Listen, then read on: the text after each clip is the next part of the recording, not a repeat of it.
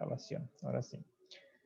Entonces, en la clase previa, la clase de hace 8 días, nosotros empezamos la presentación de la violencia bipartidista, cómo fue ese origen, esos comienzos de este proceso violento que se vive en nuestro país desde hace un gran tiempo atrás. Y para hoy, pues he colgado aquí unos materiales en el origen de la violencia, pero necesitamos terminar la presentación que estábamos compartiendo, que nos quedó una parte pendiente. Así que vamos a ir a la presentación para terminar de ver, de revisar los aspectos que teníamos allí. Y habíamos quedado en esta presentación, hablando de lo que había ocurrido entonces hasta finales de el siglo.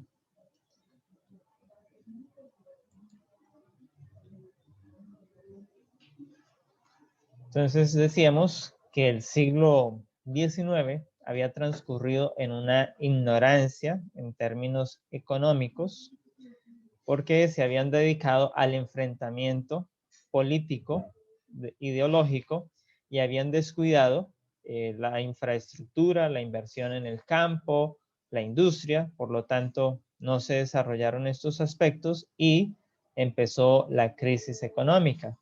Al no tener ingresos, pues empieza a faltar el dinero para el desarrollo que estaba teniendo el país. Y esto justamente, entonces, pues, lleva a que esa violencia sea más aguda, se recrudezca aún más, y la política giró o viró en torno a favorecer a mis copartidarios. Es decir, si yo pertenezco al Partido Republicano, yo favorezco a mis amigos republicanos y a los demócratas no los veo. O al revés, si soy demócrata, entonces pertenezco a este partido, entonces como líder yo apoyo a los copartidarios, pero no a los demás. Tener en cuenta que estos dos partidos solo son hipotéticos para el caso de Colombia, porque no han sido partidos de Colombia, son partidos en Estados Unidos, ¿no? Para el caso de Colombia, pues son otros nombres. En el caso de ese momento, teníamos entonces una lucha bipartidista entre el Partido Conservador y el Partido Liberal. Y tenemos entonces que los liberales gobernaron hasta 1886 y habían estado gobernando bajo un modelo federalista. De hecho, la república para ese momento de la historia se llamaba Estados Unidos de Colombia. Y en 1886 llegan los conservadores al poder y empieza un largo periodo de gobierno de los conservadores que va hasta 1930. Este periodo de gobierno se le conoce como la hegemonía conservadora, es decir, ellos gobernaron ininterrumpidamente durante todo ese periodo de tiempo. Y desde que este partido está en el poder, pues podemos ver aquí algunas cosas que hemos resaltado que sobresalen de lo que ellos hicieron. Tenían un alto poder e influencia en las instituciones gubernamentales, presentaron el clientelismo, esto es favorecer a los amigos. Entonces se va a hacer un proyecto, digamos, vamos a abrir una nueva carretera, vamos a construirla de cero. Entonces, ¿a quién le damos el contrato? A nuestros amigos, a nuestra familia, porque son los nuestros, hay que ayudarnos. Y eso se llama clientelismo. El trámite de influencias, que también está pues en lo mismo. Entonces, como yo te conozco, tú eres mi amigo, favoréceme, dame ese contratico porque es que estoy necesitando unos recursos y usted sabe, el Estado tiene mucho dinero y todos podemos sacar de allí un poquito. Y ahí llegamos al otro tema, la corrupción, que por estos días también, pues Colombia sufre una gran epidemia nuevamente, podríamos decirlo de esa manera, de corrupción. De hecho, la semana anterior se destapó otro escándalo de corrupción en Colombia. Protección de los intereses de las clases altas, es decir, que no pierdan ese favoritismo, que no pierdan el poder, que no pierdan la influencia que han tenido, que han logrado a través de esos años. Y se le da influencia a Estados Unidos. Este es el periodo en que Estados Unidos, como lo decimos coloquialmente, llega a ingerir en la política colombiana. Dicho así, de manera brusca, mete las narices donde no lo habíamos llamado. Y de ese periodo, pues tenemos que esa influencia norteamericana, pues finalmente no fue gratis dejarlo entrar, se quedó con Panamá. Eso se da en este mismo periodo. ¿Qué se mantendría en el país a lo largo de la historia? Y ustedes saben cuál es la influencia que tiene Estados Unidos hoy en Colombia.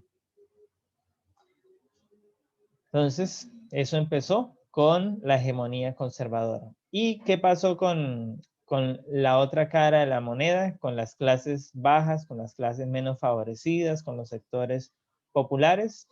Pues estos fueron desatendidos. Es decir, el gobierno dejó de subsidiar o de crear inversión, de invertir en educación, de crear hospitales para atender o brindarle los derechos básicos a esta población.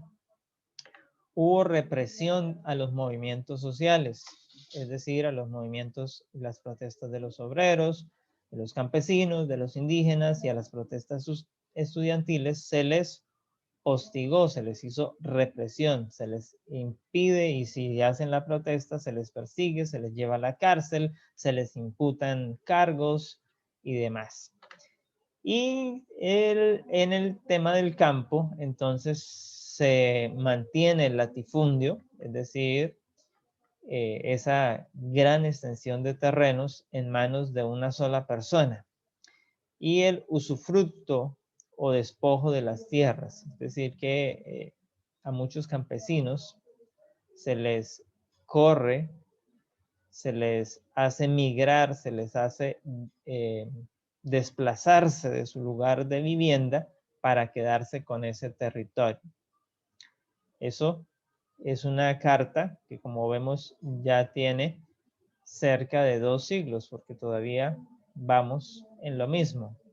Colombia todavía tiene ese fenómeno enmarcado en el territorio nacional. Entonces, a nivel económico, pues ya con la Primera Guerra Mundial, que ocurre en 1914 a 1918, entonces Colombia empieza a tener un periodo que empieza a decrecer económicamente. Lo que hasta ese momento había sido la famosa bonanza cafetera y el inicio de las exportaciones del petróleo que trajeron recursos, ahora entonces empieza a decaer, empieza a tener un bajón.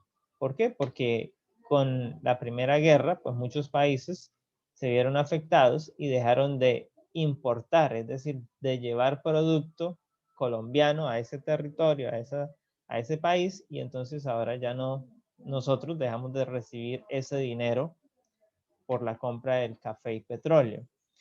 Y sabemos que eso también desembocó a nivel del mundo en la llamada crisis de la Gran Depresión de 1929, que fue a nivel mundial y que colapsó pues toda la economía, que aumentó el desempleo no solo en Estados Unidos, en Europa, sino que todos los países se vieron afectados y eso justamente pues lleva a reducir las fábricas, empiezan a despedir empleados, a cerrar muchas fábricas porque no tenían cómo trabajar, no tenían inversión, no tenían capital, entonces tienen que cerrar. ¿Por qué? Porque no había compra de materia prima, no podían comprarla, no tenían dinero, no podían pagar salarios y no podían vender sus productos porque no los habían fabricado, no habían llevado su proceso.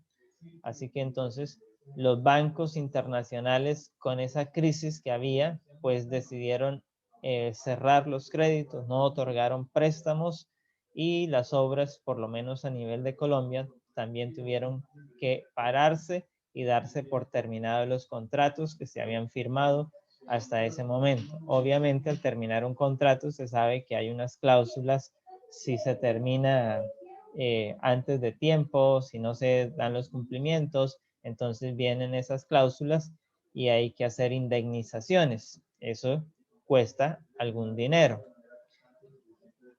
Sin embargo, pues como era una crisis mundial, pues se llegan a algunas conciliaciones, pero sin embargo hay que pagar parte de ese recurso.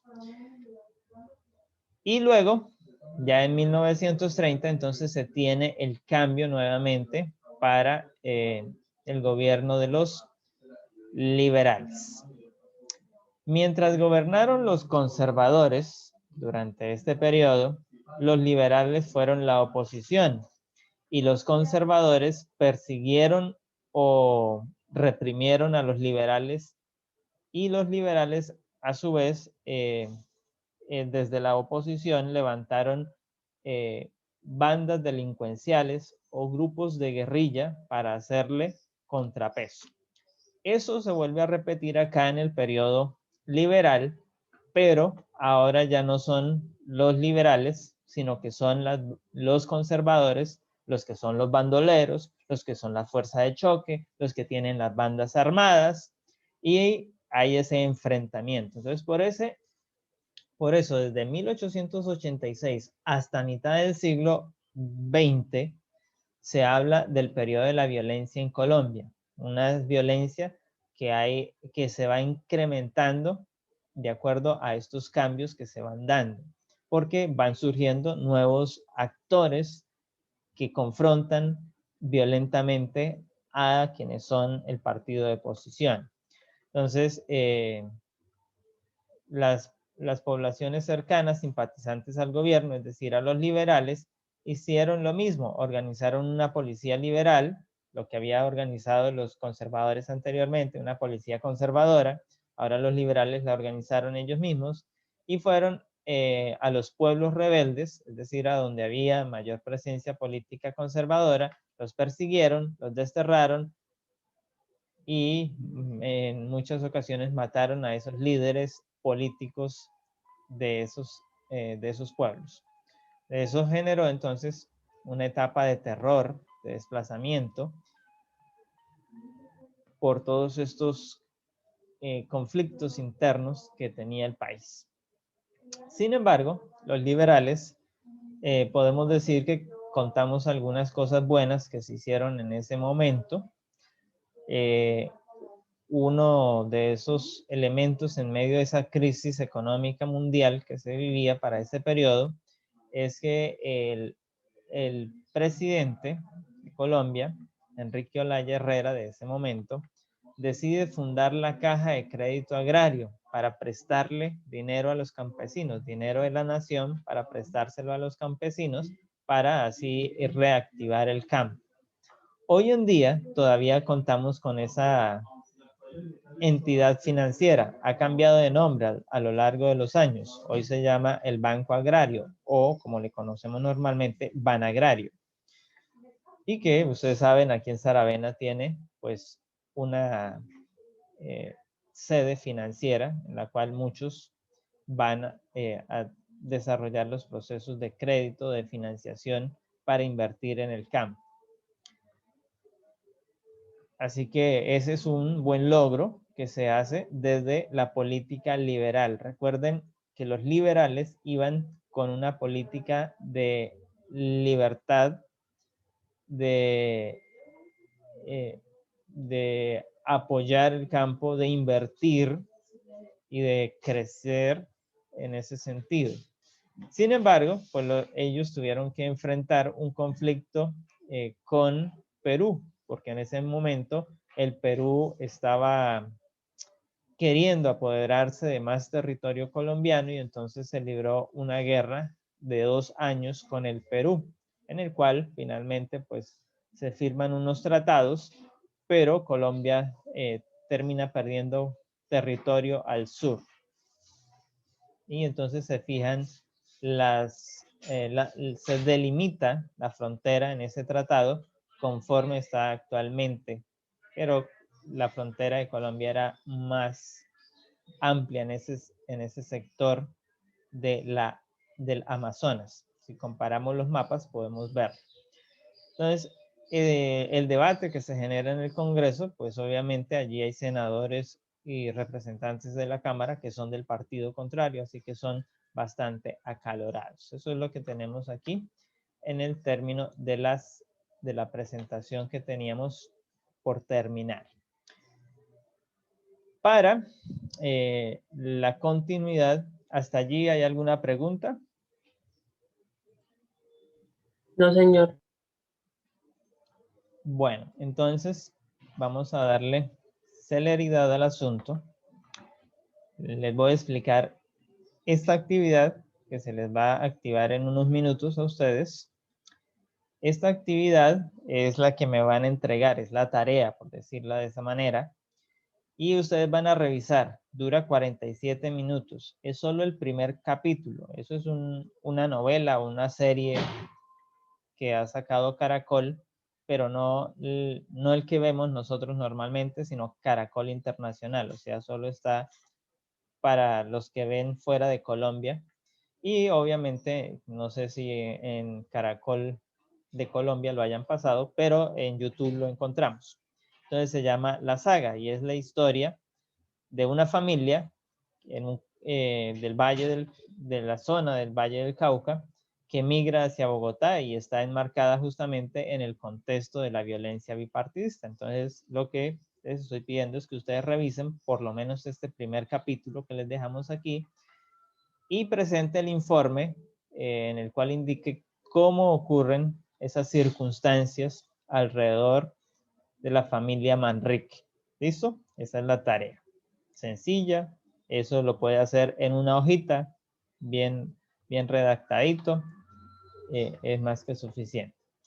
Y aquí, entonces, tenemos para revisar estos dos videos que nos cuentan acerca de la historia del origen bipartidista. Así que voy a ponerles el primero para que lo revisemos en conjunto y si hay alguna duda podamos debatir.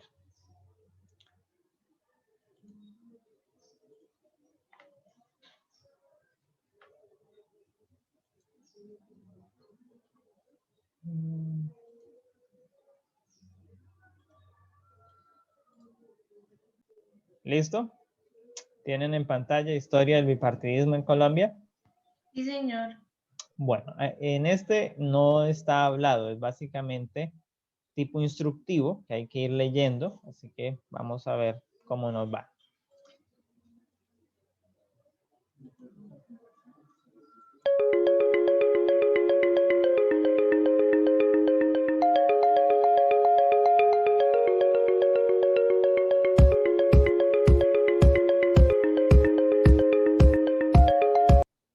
Recordemos que los seguidores de Bolívar eran los bolivarianos que defendían sus ideas.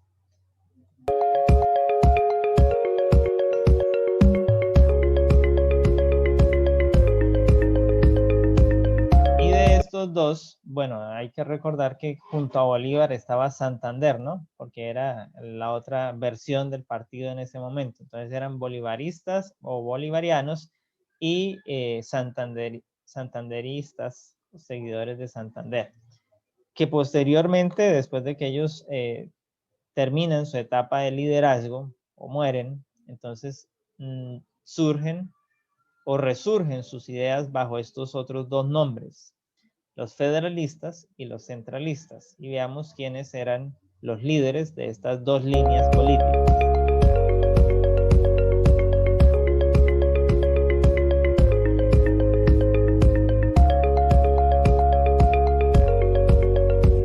Entonces, aquí tenemos lo que los centralistas hacían ¿Y quién era el líder? Nótese aquí el nombre. ¿A quién leemos? Antonio Nariño. Conocido como el hombre de las leyes. Entonces, vamos entendiendo. Él era el líder de la causa centralista. ¿Qué apoyaban los centralistas? Que el Estado fuera fuerte, es decir, que las decisiones se tomaran desde una sola sede. Un gobierno central. ¿Y cercano a quién? A la iglesia. A la iglesia. La Iglesia Entonces, Católica. exactamente. Y entonces había influencias de quiénes. Por el conservatismo inglés Es y decir, liderado que por el político militar Antonio Nariño. entonces ahí es donde tenemos toda esa influencia. Bueno, continuemos.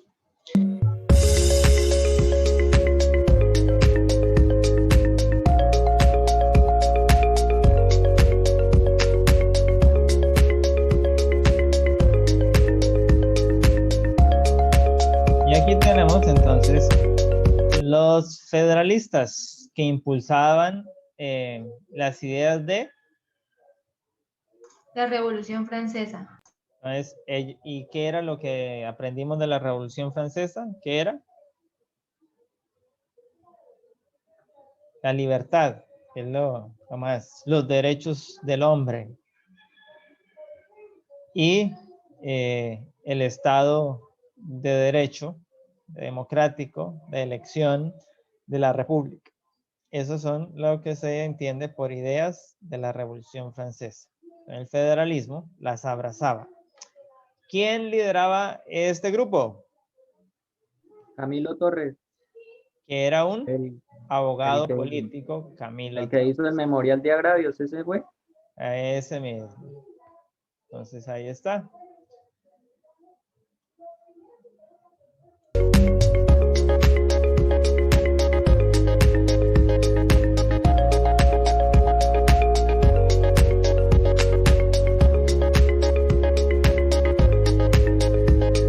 Y aquí entonces tenemos el cambio.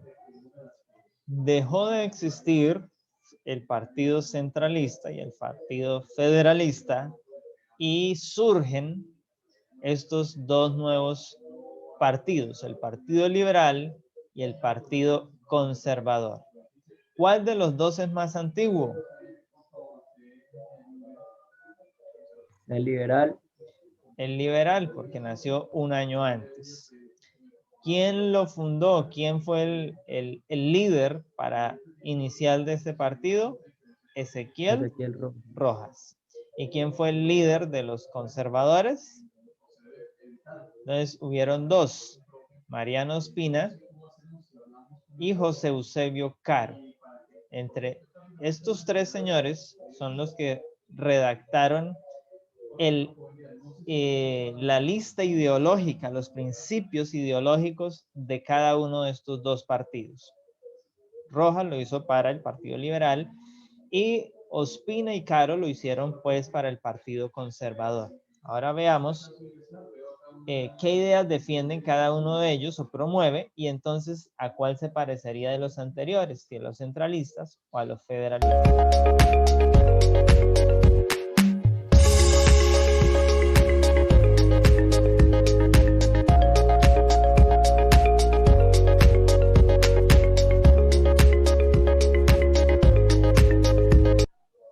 Entonces, ¿centralistas o federalistas eran los que iban con la ilustración, con la Revolución Francesa?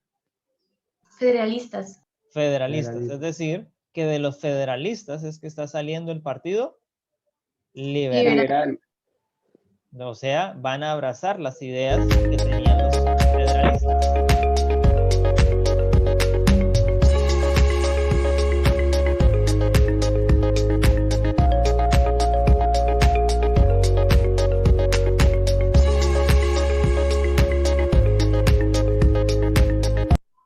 Ay, santo cielo de Mahomet.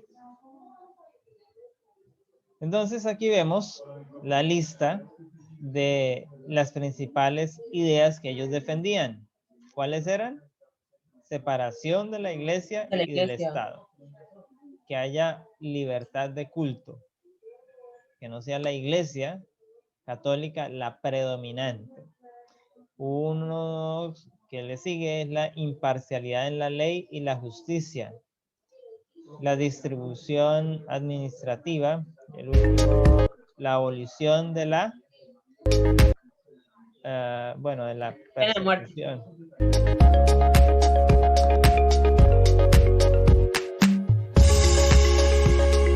Entonces ahí tenemos el liberalismo propugnaba, es decir, perseguía, buscaba el cambio y se encargaba de los intereses de los comerciantes, los artesanos, los esclavos, el pueblo en general, es decir, que hubiera un comercio activo. Y del otro lado, los conservadores, ¿cuáles eran los intereses de esos? Por el contrario, el estado de conservación de los intereses de los terratenientes y de los terratenientes principales del país, la Iglesia Católica. Entonces estos empiezan a verse afectados por las ideas de los liberales.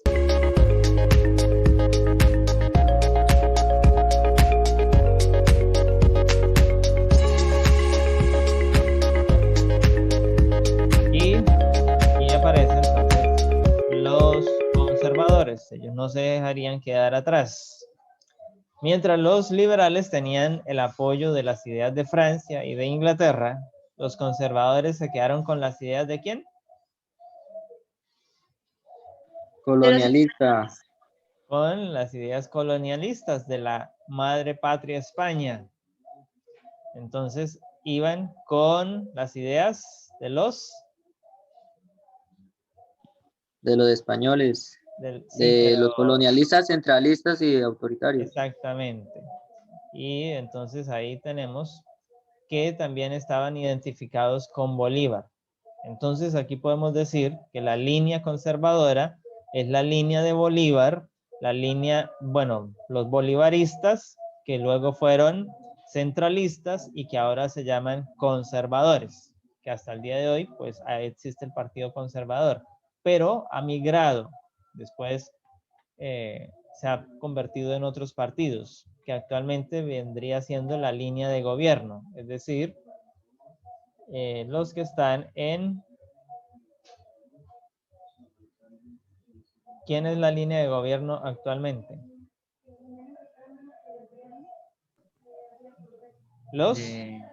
Presidentes. Los uribistas. Recuerden Sí. que es el partido que puso el presidente, así que es la línea de gobierno. Entonces, esa es la misma línea. Partido conservador, partido bolivarista, partido centralista, la misma línea. Por lo tanto, los liberales, ¿qué línea llevarían? La línea santanderista, federalista, liberales. Téngalo presente porque suele preguntar en los exámenes. Profe. Señor. Pero yo tengo una duda. ¿Qué duda? ¿Por qué Bolívar, por qué la línea de Bolívar va con el conservador si supuestamente la liberal tenía, digamos, ¿cómo es que se dice? Rasgos de lo de la Revolución Francesa y eso, que de libertad y eso no fue lo que hizo Bolívar. Entonces, ¿por qué dice que la línea de Bolívar es la conservadora y no la liberal? Si la conservadora sigue son los pasos de las colonias españolas. Sí, Bolívar, ¿para qué quería independizar las colonias? Para hacer de América una sola nación. ¿No es eso el sentido colonialista? ¿No se convirtió Bolívar en presidente de Colombia, Venezuela, Ecuador, Bolivia, Panamá, 5 naciones, Perú también, 6 naciones, un solo presidente? Era la misma línea, aunque tenía la idea de ser liberados, pero simplemente era un cambio de mando.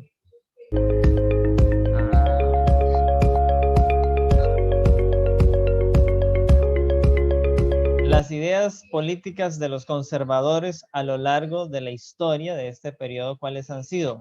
Fortalecimiento entre la Iglesia y el Estado. La conservación de las tradiciones y los valores coloniales. Un gobierno autoritario. Educación orientada por la Iglesia Católica. Actualmente esto ya no es así porque hay muchas otras instituciones u organizaciones que pueden impartir el servicio de educación. Pero hasta 1991, que dura la Constitución de 1886, era la Iglesia Católica la que adelantaba el proceso educativo en Colombia.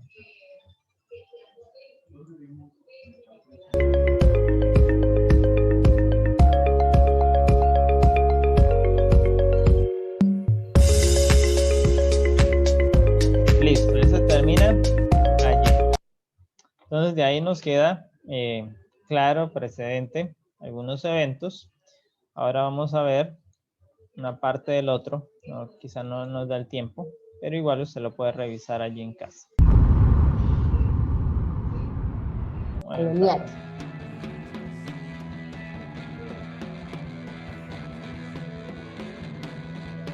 Aquí nos están comparando cómo era la distribución de los territorios de Colombia en diferentes momentos, cómo ha ido cambiando el mapa.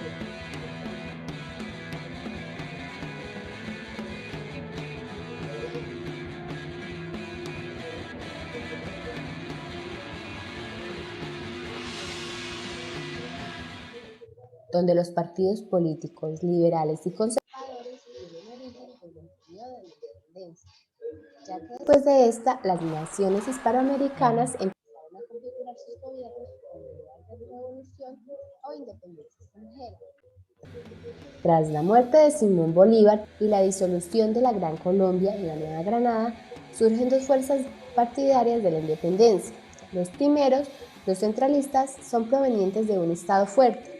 Querían establecer un gobierno central y cercano a la Iglesia Católica, influenciados por el conservatismo inglés y liderados por el político y militar neogranadino Antonio Nariño. Los segundos, los federalistas, influenciados por las ideas de la Revolución Francesa y liderados por el abogado, político y mártir Camilo Torres Tenorio, quien defendía la autonomía de un gobierno por cada región del territorio nacional, es decir, que aunque una región hiciera parte de un país, constituía un Estado independiente. El punto más alto de la creación y formación de los partidos políticos fue entre el año 1848 y 1849. Esta conformación también se dio por la división de los partidos santanderistas, radicales, comerciantes y provincianos que eran liberales, y sus contrarios, los bolivarianos, moderados, terratenientes y aristocráticos que pertenecían al Partido Conservador. En el siglo XIX se comenzó a estructurar los partidos políticos tradicionales en Colombia. Primero fue liberal, en 1848. Este partido surgió del federalismo, con la publicación La razón de mi voto, por el ideólogo y político colombiano nacido en Miraflores, Ezequiel Rojas, basado en las ideas del militar y político colombiano Francisco de Paula Santander. Este partido se identificará con el color rojo. Se basaron en las ideas de la Ilustración, la Revolución Francesa y del Parlamento inglés. Este movimiento estaba conformado por santanderistas, radicales, comerciantes y provincianos. Entre su ideología política se resalta la separación de la Iglesia y el Estado, la libertad de cultos, la imparcialidad de la ley y la justicia, la libertad del pensamiento. Bien, el tiempo se nos queda en unos cuantos segundos. Entonces, por favor, ustedes pueden revisar. Allí les dejé el link para que lo terminen de ver. Y ven entonces el otro que es el de la actividad de la tarea. De estos que hemos revisado hoy, pues tomen notas porque algunas preguntas son importantes para que ustedes sepan esos datos. Quiénes y quiénes, especialmente los que les venía resaltando. ¿Listo? Que tengan una feliz mañana, que el Señor les bendiga. Igual, profe. Listo, profe, chao. Chao. Chao, profe.